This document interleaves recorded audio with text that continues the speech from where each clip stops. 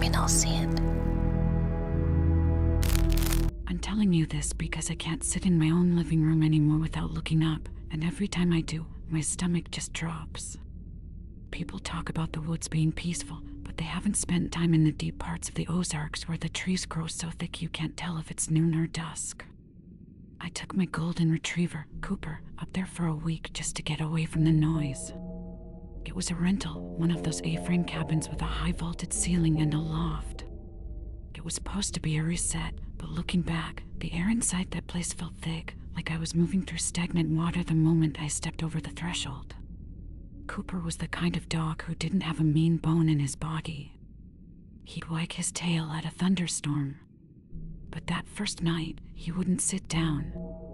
He kept pacing the perimeter of the rug in the main room, his nose twitching. I figured it was just the scent of old pine or maybe some mice in the floorboards. I poured myself a coffee and sat on the sofa, trying to read. That was when the pacing stopped.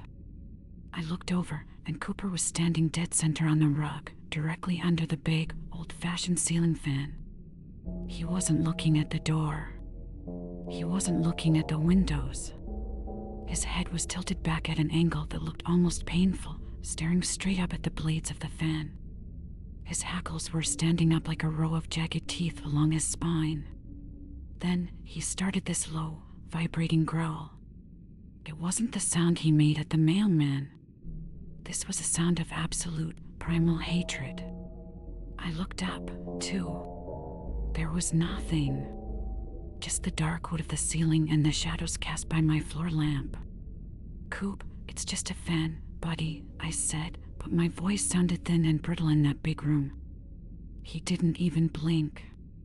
He stayed frozen, staring at a spot on the ceiling about 3 feet to the left of the fan. I got up to check the loft, thinking maybe a squirrel had gotten in, but the loft was empty. When I came back down, he was still there, a statue of a dog, vibrating with fear. I decided I needed a glass of water to settle my nerves. The kitchen was just around the corner, maybe 15 feet away.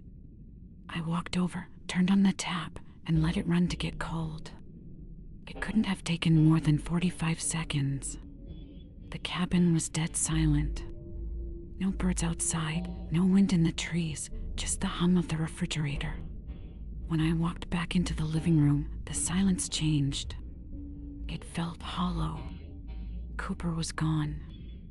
I didn't panic at first. I thought he'd finally given up and gone to hide under the bed in the guest room. I called his name, whistling softly. Nothing. I checked under the sofa, behind the curtains, and inside the pantry. Then I started getting that prickly feeling on the back of my neck. I checked the front door. Locked. Deadbolt still turned. I checked every single window in the cabin. All of them were latched from the inside. There was no way a 70-pound dog could have squeezed through a crack, and there was no way he could have opened a door and closed it behind him. I spent the next 3 hours tearing that cabin apart. I was screaming his name until my throat felt raw and scorched. I went out onto the porch with a flashlight, swinging the beam into the tree line, calling for him, even though I knew he couldn't have gotten out. The woods didn't call back. It was like the forest was holding its breath, waiting for me to realize something. Around 3 in the morning, I slumped back onto the sofa, my head in my hands. I was exhausted, crying, and honestly, I felt like I was losing my mind. The lamp on the side table flickered once, then stayed dim. I looked down at the rug where he had been standing. The center of the rug was empty. No Cooper. No tufts of hair. Just the beige wool of the carpet. For some reason, my eyes were drawn upward, following the same path Cooper's gaze had taken. I stood up and moved to the center of the rug. I looked directly at the ceiling. There, right above where Cooper had been standing, was a single, wet paw print. It wasn't a dusty mark or a smudge.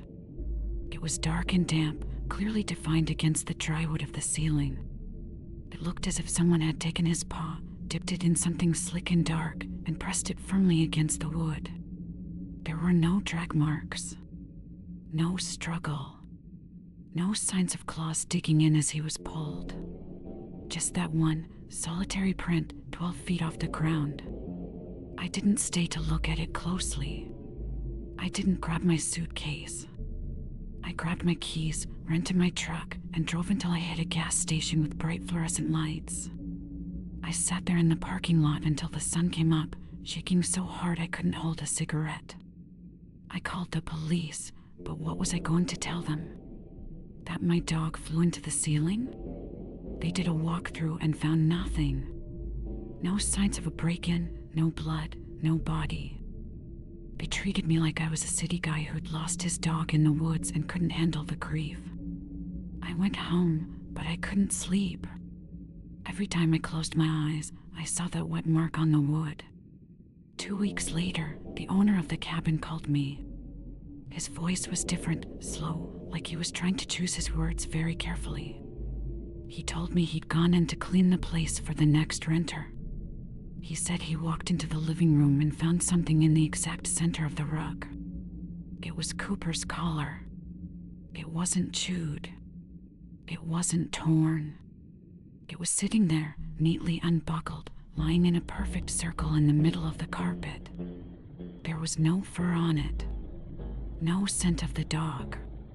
But the owner mentioned one more thing that made the room spin around me. He said when he picked up the collar, he noticed a smell. He couldn't describe it as rotting meat or trash. He said it smelled like old, stagnant well water and iron, a metallic, cloying stench that seemed to be coming from the floorboards themselves. I never went back for the collar. I don't go to the woods anymore. But sometimes, when it's late at night and the house is quiet, I'll hear a soft, muffled thud from the attic. It's not the sound of a footstep. It's the sound of something soft and wet being pressed against a flat surface. I stay in bed, and I keep my eyes on the floor because I am absolutely terrified of what I might see if I look at the ceiling and find a print looking back at me. The worst part isn't even the loss of my dog. It's the realization that whatever was up there didn't need a door. It didn't need a window. It just reached down and took what it wanted, leaving nothing behind but a signature of where he used to be. Every time I see a shadow shift in the corner of my eye, I wonder if it's still hungry and if I'm the next thing it's going to lift out of this world.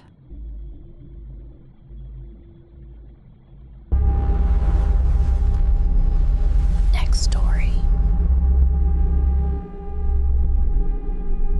I didn't think much of it when Barnaby didn't show up for dinner that first night. If you've ever lived out in a rural area, you know how barn cats are. They're half wild to begin with, and Barnaby was a massive, scarred-up tomcat who acted like he owned the entire 10 acres of woods behind my house. He'd disappear for a day or two chasing field mice or fighting off raccoons, then he'd come back smelling like pine needles and dried mud, demanding a bowl of kibble. But when the second day turned into the third, a weird sort of knot started tightening in my stomach. It wasn't a sense of grief, not yet. It was more like that prickle you get on the back of your neck when you realize you've been standing in a dark room a little too long. By the fourth night, the silence around the property felt suffocating. Usually, you hear the crickets or the wind catching the leaves of the oaks, but everything had gone dead quiet. I was sitting in the kitchen, just staring at his empty ceramic bowl, when I heard a soft thud on the wooden slats of the porch. It wasn't the usual light, springy landing of a cat. It was a bit more deliberate, a bit more substantial. My first thought was relief. I stood up so fast I nearly tipped my chair over and went straight to the back door, flipping on the porch light. He was sitting right there, dead center of the deck. At first glance, it was him. Same orange tabby markings, same notched ear from a fight he'd had years ago. But the relief I expected to feel didn't come. Instead, my skin went cold. He was sitting in a way that looked uncomfortable, his spine curved at an angle that seemed slightly too sharp. His fur was matted into these thick, wet-looking clumps, and he was covered in a layer of fine, grayish dust that looked like wood ash. I opened the screen door just a crack. I called his name, but he didn't turn his head. He just kept staring straight at the siding of the house. When he finally did look at me, his eyes didn't catch the light the way a cat's eyes should. There was no green or gold reflective glow from the porch lamp. They just looked like two flat, white holes poked into a mask. They were too large for his face, stretching the skin around his sockets until it looked raw and pink. I reached out, thinking maybe he was just hurt or sick. I wanted to check if he had a fever or if he'd been caught in a trap. As my hand got closer, the air around him started to change. It didn't smell like the woods anymore. It smelled like a butcher shop that had lost power in the middle of July, that cloying, sweet, and sickly rot that sticks to the back of your throat and makes you want to gag. It was the scent of something that had been dead for a while but was still moving. I stopped my hand a few inches from his head. That's when he made the noise. It wasn't a meow or a hiss. It was this high-pitched, airy sound, like a woman trying to whistle through her teeth while her mouth was full of water. It was melodic and rhythmic, but it lacked any kind of soul. It felt like something imitating a sound it had heard once but didn't actually understand. I pulled my hand back, and that's when I saw the front legs. Cats have a very specific way of tucking their paws under themselves, but Barnaby had his legs splayed out. There was an extra joint in the middle of his forearm, a protruding knob of bone that pulsed under the skin. It looked like a human finger joint, but scaled up and covered in matted orange fur. My heart started thumping against my ribs, a fast, frantic beat that made my vision blur at the edges. This thing wasn't my cat. It was wearing my cat like a cheap, poorly fitted suit. The creature didn't move for a long time. It just sat there, making that whistling sound, while I stood frozen in the doorway. Then, very slowly, it began to stand. But it didn't stand up like an animal. It unfolded. The spine lengthened, the skin stretching so tight I could see the outlines of ribs that were jagged and uneven. It just kept going up until it was nearly 5 feet tall, its front legs dangling like useless, broken arms. The proportions were all wrong. The torso was too long, the neck was thin and corded with thick, pulsing veins, and the head stayed the size of a house cat, perched atop that grotesque, elongated body. It looked at me one last time, and I saw the mouth open. It didn't have cat teeth. Inside were rows of small, blunt pegs, like a child's baby teeth, all stained a dark, brownish red. It let out one more of those wet whistles, and then it turned. It didn't run, it loped. It moved with this terrifying, uneven gait, throwing its weight from side to side as it sprinted toward the tree line. It covered the distance of my backyard in 3 or 4 strides and vanished into the darkness of the oaks. I locked the door and spent the rest of the night sitting on the floor of my hallway with a kitchen knife in my hand. I didn't sleep. Every time the house creaked, I pictured those blunt teeth and that ash-covered fur.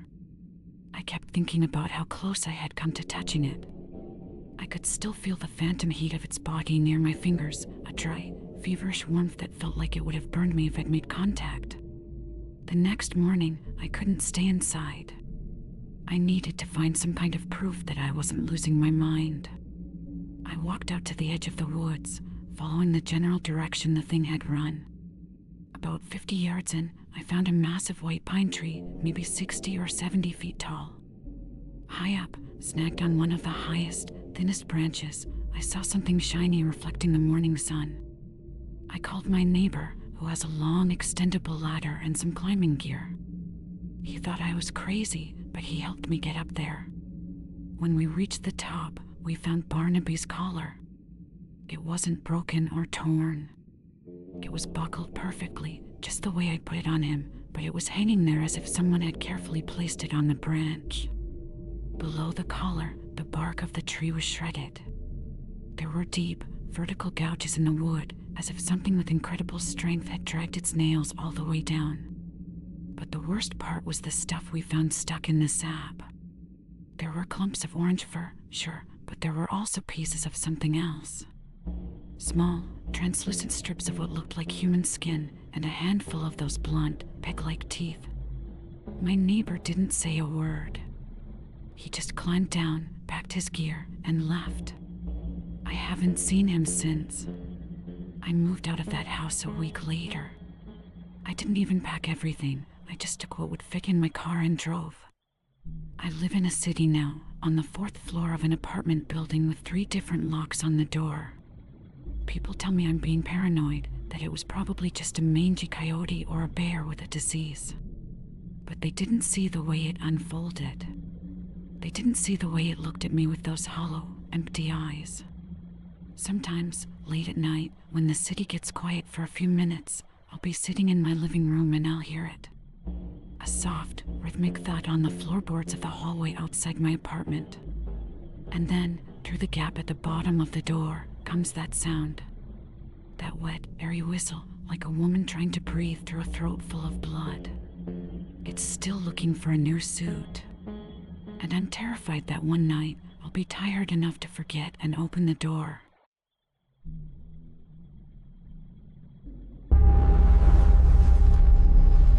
Next story. Owning a saltwater tank isn't just a hobby, it's an obsession with a tiny, fragile ecosystem. You spend thousands of dollars on pH balancers, protein skimmers, and live rock, all to keep a few gallons of the ocean alive in your living room. I had a 200-gallon setup that was my entire life. The crown jewel of that tank was a large Pacific striped octopus egg named Ink.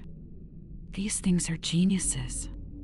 They can solve puzzles, recognize faces, and as anyone who keeps them will tell you, they are the ultimate escape artists. They can squeeze through a hole the size of their own beak. To prevent that, I had a custom-fitted, heavy acrylic lid reinforced with industrial-strength Velcro and 2 10-pound diving weights on the corners. Nothing was getting in or out without a fight. One morning, I walked into the living room with a cup of coffee, ready to do my usual ritual of checking the salinity levels. The first thing I noticed was the silence. Usually, you can hear the faint hum of the filters and the occasional splash, but the room felt vacuum-sealed. I looked at the tank and my heart just dropped. The water was perfectly still, clearer than I'd ever seen it, but the rockwork was empty. Ink was gone. My first instinct was to look at the floor, expecting to see a dried-up, leathery carcass. An octopus can't survive long out of water, and if he'd managed to wedge himself out, he wouldn't have made it far. I got down on my hands and knees, crawling around the base of the stand, checking behind the sofa, even looking inside my shoes. There was nothing. No trail of salt water, no slime marks on the glass, no disturbed dust on the stand. It was as if he'd simply ceased to exist. The weights were still perfectly centered on the lid. The Velcro hadn't been touched. I felt this profound sense of unease, a cold prickle at the base of my neck that told me the physics of the situation didn't add up. A few months prior, I'd installed a motion-activated Nest camera right above the tank. I wanted to capture his nighttime hunting behavior since these animals are most active when the lights go out. I pulled up the app on my phone, my fingers fumbling and slick with sweat. I scrolled back through the footage, skipping the hours of blue-tinted darkness where nothing moved but the swaying of the anemones. Then, I hit the timestamp for 3:14 a.m. In the video, the room is bathed in that eerie, deep-sea moonlight. The lid of the tank is visible at the top of the frame. Suddenly, the lid didn't slide or lift. It seemed to become translucent, or maybe it just didn't matter. From the very top edge of the frame, a hand descended. It wasn't a normal hand. The fingers were impossibly long, with too many knuckles, looking like pale, bleached driftwood. The skin was sickly, translucent white, stretched so thin over the bone that you could see the dark, stagnant lace of veins underneath. It didn't struggle with the weights. It didn't tear the Velcro. It simply reached through the top of the tank as if the solid acrylic were nothing more than a curtain of smoke. The hand submerged itself into the salt water. As it descended, Ink didn't ink the water or try to hide in the rocks. He didn't show any of the typical stress signals, no rapid color changes or frantic pulsing. Instead, he swam upward. He moved with a terrifying sense of recognition, almost like a dog greeting a master after a long day at work. He drifted into the center of that wide, skeletal palm and curled his tentacles around those elongated fingers. The hand closed around him, a gentle but absolute grip, and lifted him upward. An 8-pound octopus, full of water and muscle, was pulled out of the tank with a fluidity that made my stomach churn. There was no splash. Not a single drop of water displaced onto the floor. The hand retracted back into the darkness above the tank, and the video ended. I stood there in my living room, looking up. My apartment is a modern loft. There is no crawl space. There is no attic. Above the tank is a solid, structural slab of reinforced concrete, painted a flat, matte white. There are no vents, no pipes, nothing but 12 inches of solid stone. I couldn't stay in the apartment that day. I went to a friend's place, trying to convince myself it was a glitch in the software, some kind of weird digital artifact. But the image of those knuckles, the way they bent backward as the hand gripped my pet, stayed burned into my retinas. I went back that evening because I had to know.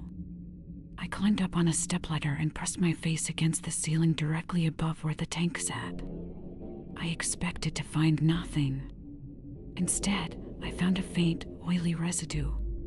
It didn't have the clean, briny scent of seawater. It smelled like raw, turned meat left out in the sun, a thick, cloying stench that seemed to stick to the back of my throat, making me gag. And there, etched into the white paint, were 5 distinct indentations. They weren't scratches. They were pressure marks, as if something incredibly dense had been bracing itself against the ceiling from the inside of the concrete. That night, I didn't sleep in my bedroom. I pushed the sofa against the front door and sat with every light in the place turned on. I kept watching the live feed of the tank on my phone. Around 3 a.m., the camera started to flicker. Static began to eat away at the edges of the image. I looked up at the ceiling from the sofa, and I saw it. The white paint began to bulge. It wasn't a leak. The concrete itself was stretching downward like a piece of taut fabric.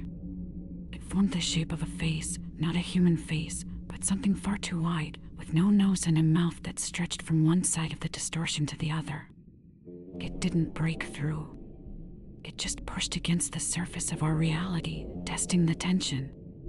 I could hear a sound then, not a noise in the room, but a vibration inside my own skull, like the grinding of tectonic plates.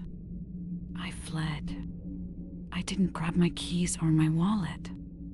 I ran out the door and down the stairs, screaming for help, but the hallway felt miles long. I stayed in a motel for 3 days before I gathered the courage to go back with the police to get my things. They thought I was having a breakdown. When we entered the apartment, the tank was shattered. 200 gallons of water had flooded the floor, ruining the floorboards. But the glass hadn't blown outward from the pressure. It had been crushed inward, as if something had stepped into the tank from above and put its full weight onto the bottom pane. The police pointed out the vandalism on the ceiling. The concrete wasn't just marked anymore, it was cracked in a perfect, circular pattern about 3 feet wide. Inside the cracks, there was no rebar, no gravel, no gray stone. There was only a deep, bottomless blackness that seemed to absorb the light from their flashlights. One of the officers reached up with a baton to poke at the dark spot, but as he got close, he froze. He turned pale, his eyes widening, and he backed away without saying a word. He wouldn't tell me what he saw. He just marked it as a structural failure and told me to contact my landlord. I moved out that week. I left most of my furniture behind. I didn't want anything that had been in that room under that ceiling. I took a small studio across town, but the fear hasn't left me. It's a dense, suffocating presence that sits on my chest every time I try to close my eyes. I've started noticing things in my new place. Small things. A smudge of oily residue on the bathroom mirror. The way the shadows in the corner of the room seem to have a weight to them, sagging toward the floor. Last night, I woke up because I felt a drop of liquid hit my forehead. I didn't turn on the light. I was too terrified of what I might see braced against the ceiling above my bed. I reached up and wiped my skin. It wasn't water. It was thick, viscous, and it had that same putrid, rotting scent. I lay there in the dark, paralyzed, listening to the sound of something wet and rhythmic moving just inches above my face. It wasn't breathing. It was a sliding sound, like a massive, muscular body dragging itself through a narrow space. I realized then that it didn't just want the octopus. Ink was just a snack, a way to test the barrier. It knows how to get through now. It knows the way into the air, away from the solid, silent dark where it belongs. I'm sitting in a 24-hour diner right now, typing this on my phone because I can't go back. I looked at my forehead in the bathroom mirror here. There's a bruise forming where the drop hit me, a perfect, circular welt, like a suction mark. And it's starting to itch. Not on the surface, but deep, deep under the bone.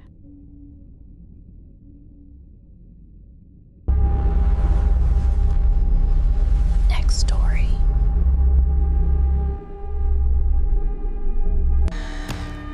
Next story is yours. Take a look at the shadow in the corner of your room.